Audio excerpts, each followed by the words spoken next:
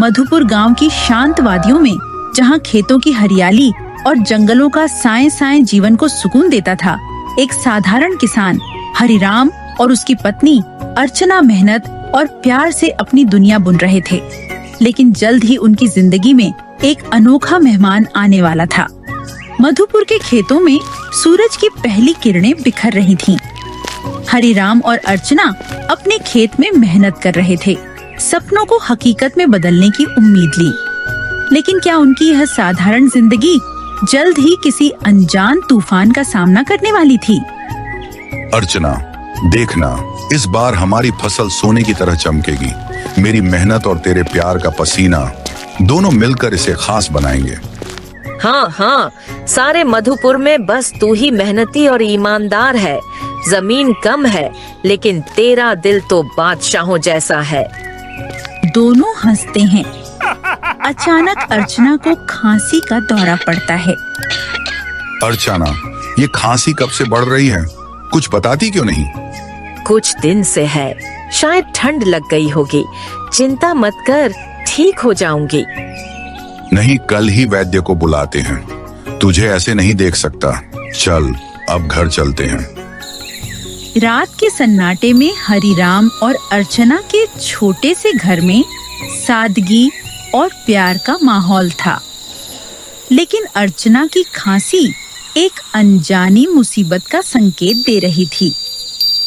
क्या यह खांसी उनके सुखी जीवन पर साए डालने वाली थी? हरिराम, मैं तो भूल ही गई थी, घर में लकड़ियां खत्म हो गई हैं। अरे चिंता मत कर, कल सुबह मैं जंगल जाऊंगा, ढेर सारी लकड़ियां काट लाऊंगा। ठीक है ना? ठीक है मेरे शेर, चल अब सोते हैं। मधुपुर के घने जंगल में हरिराम लकड़ियां काटने आया था, लेकिन नियति ने उसके लिए कुछ और ही लिखा था। हरिराम कुल्हाड़ी लेकर जंगल में जाता है। वह एक पेड़ पर कुल्हाड़ी उठाता है, तभी झाड़ियों से कराहने की आवाज आती है। ये क्या? कौन है वहाँ? वह झाड़ियों की ओर जाता है और एक घायल बंदर को देखता है, जिसके हाथ से खून बह रहा है। हे भगवान, बेचारा बंदर, किसी जंगली जानवर ने तुझ पर हमला किया होगा। तेरा हाथ तो खून से लथपथ है। काश तू बोल पाता तो बता पाता कि तुझे तकलीफ कहाँ है। अचानक एक रहस्यमयी साधु प्रकट होता है। उसका चेहरा शांत लेकिन तेजस्वी है। कौन हो तुम और इस बंदर से क्या बातें कर रहे हो? प्रणाम साधु महाराज, मैं हरिराम हूँ, मधुपुर का किसान। लकड़ियां काटने आया था, लेकिन इस घायल बंदर को देखकर रुक गया। लगता है किसी ने इसे बुरी तरह घायल किया है। बहुत कम लोग हैं जिनके दिल में जानवरों के लिए दया होती है। रुको। साधु मंत्र पढ़ता है। रंग बिरंगी किरणें बंदर के शरीर पर पड़ती हैं और उसका जख्म धीरे धीरे ठीक होने लगता है। अब ये बंदर तुमसे बात कर सकता है, उसकी तकलीफ जान लो। साधु गायब हो जाता है। बंदर उठकर खड़ा होता है। मेरा कंधा बहुत दर्द हो रहा था। एक शेर ने मुझ पर हमला किया। मैं पेड़ पर कूदा, लेकिन उसका पंजा मेरे हाथ पर लगा। नीचे गिरा तो कंधा चोटिल हो गया। अरे तू तो इंसानों की तरह बोल रहा है, ये कैसे हुआ? साधु बाबा का चमत्कार, उनकी शक्ति ने मुझे बोलने की ताकत दी। अब मैं तेरा साथी बनूंगा, क्योंकि तूने मेरी जान बचाई। ठीक है, तेरा नाम आज से गोलू। चल मेरे साथ घर। हरिराम का घर, जो हमेशा सादगी और प्यार का प्रतीक था, अब एक अनोखे मेहमान का स्वागत करने वाला था। गोलू, बोलने वाला बंदर, क्या इस परिवार को नई खुशियां देगा या उसकी मौजूदगी कोई नया रहस्य लाएगी? राम गोलू को घर लाता है। अर्चना आश्चर्य से देखती है। हरिराम, ये बंदर कहाँ से लाया? अर्चना, ये मेरा दोस्त है। क्या तुम जानती हो, ये इंसानों की तरह बोलता है। और जंगल की सारी घटनाओं के बारे में अर्चना को बताता है। नमस्ते भाभी, मेरा नाम गोलू है। हरिराम ने मेरी जान बचाई। अब मैं इसका साथी हूँ। ये क्या चमत्कार है, सचमुच बोल रहा है। हाँ भाभी, अब मैं इस परिवार का हिस्सा हूँ। खाना तैयार है क्या? गोलू की बोलने की खबर मधुपुर में आग की तरह फैल गई। लेकिन जहाँ कुछ लोग इसे चमत्कार मान रहे थे, वहीं जमींदार रघुनाथ की हवेली में एक खतरनाक साजिश पनप रही थी। क्या गोलू की मौजूदगी हरिराम के लिए वरदान बनेगी या अभिशाप? जमींदार रघुनाथ की हवेली में चर्चा हो रही है। मालिक, सुना है हरिराम के घर एक बंदर है जो इंसानों की तरह बोलता है। मैंने खुद देखा, वो खेत में हरिराम के साथ काम करता है। बोलने वाला बंदर? अरे ये तो तमाशा बन सकता है, इससे अच्छी कमाई होगी। मालिक, हरिराम की जमीन भी तो बहुत उपजाऊ है। अगर हम उस बंदर को पकड़ लें और हरिराम को मजबूर करें तो वो जमीन भी हमारी हो सकती है। हाँ, हरिराम कभी मेरे सामने नहीं झुका। उसकी किस्मत और उसका सितारा बुलंद है, लेकिन मैं उस सितारे को गिरा दूंगा। उसकी जमीन मेरी होगी और वो मेरे कदमों में। हरिराम और अर्चना की सुखी दुनिया में अब एक अंधेरा साया मंडराने लगा था। अर्चना की बिगड़ती तबीयत और खाली होता घर का खजाना हरिराम को एक मुश्किल मोड़ पर ला खड़ा कर रहा था। क्या वह इस संकट से उबर पाएगा? कुछ दिन बाद अर्चना की खांसी और बिगड़ जाती है। हरिराम वैद्य को बुलाता है। हरिराम, अर्चना को एक अजीब बीमारी ने जकड़ लिया है। अगर समय पर इलाज न हुआ तो ये जानलेवा हो सकती है। वैद्य जी, आप इलाज शुरू कीजिए, मैं सब कुछ करूंगा। हरिराम अपनी सारी जमा पूंजी अर्चना के इलाज में लगा देता है, लेकिन एक दिन उसका सारा धन खत्म हो जाता है। हरी राम, अब क्या करोगे? सब कुछ तो इलाज में चला गया। खेत में बीज बोने तक के पैसे नहीं बचे। हरिराम, हिम्मत मत हार। तेरे दो भाई केशव और बिरजू इस गांव में हैं। वो धनी हैं, उनसे मदद मांग।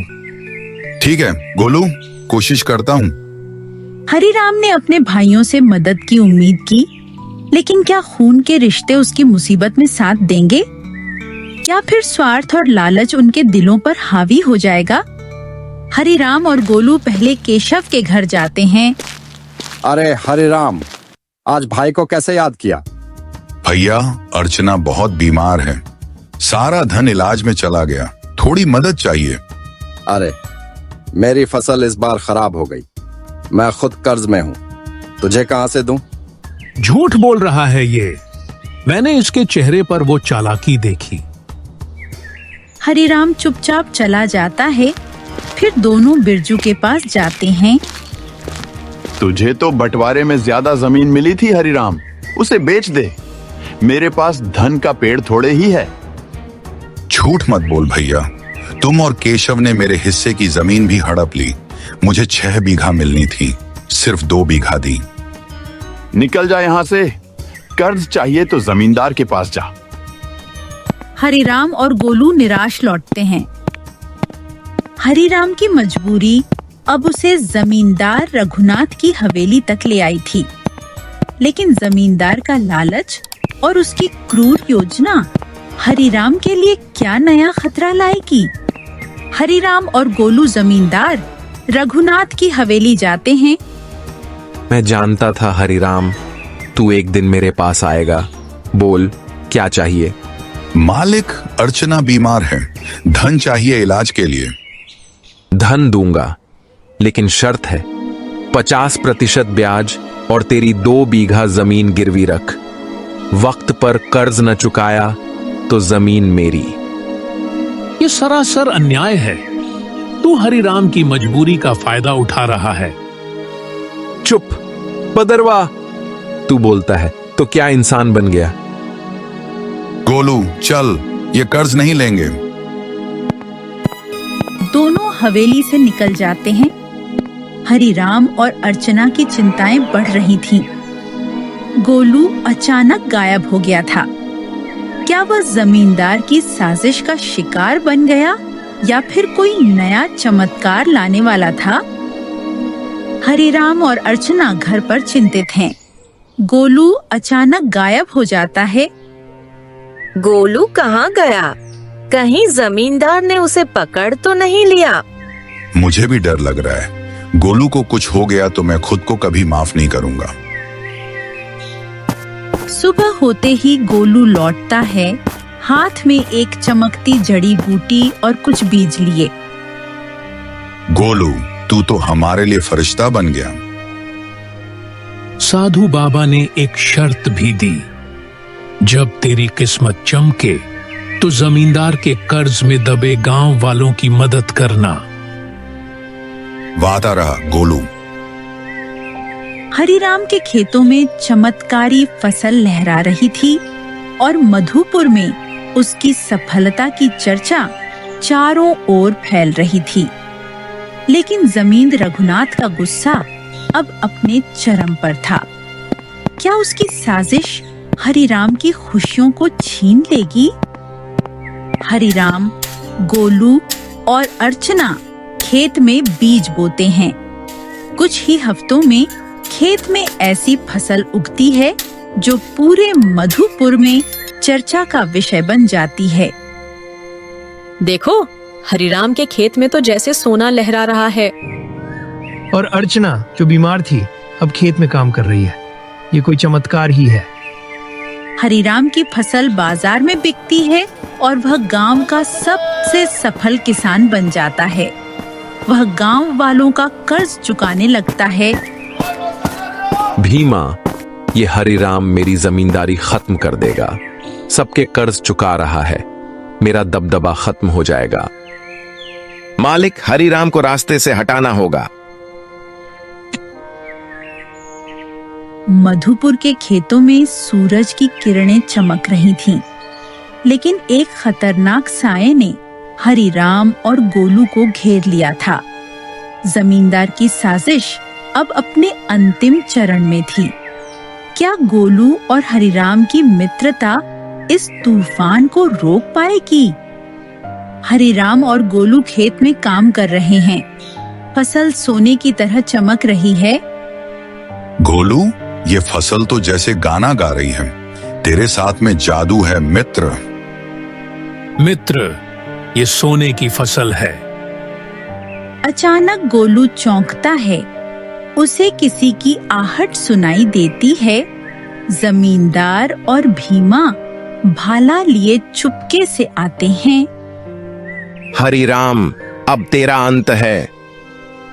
भीमा बरछा फेंकता है। गोलू छलांग लगाकर हरिराम के सामने आ जाता है और बरछा उसे लगता है। गोलू, नहीं। मित्रता सिर्फ साथ नहीं, बलिदान भी है। तू मेरा सच्चा मित्र है। गोलू की सांसें थम जाती हैं। जमींदार और भीमा हैरान खड़े हैं।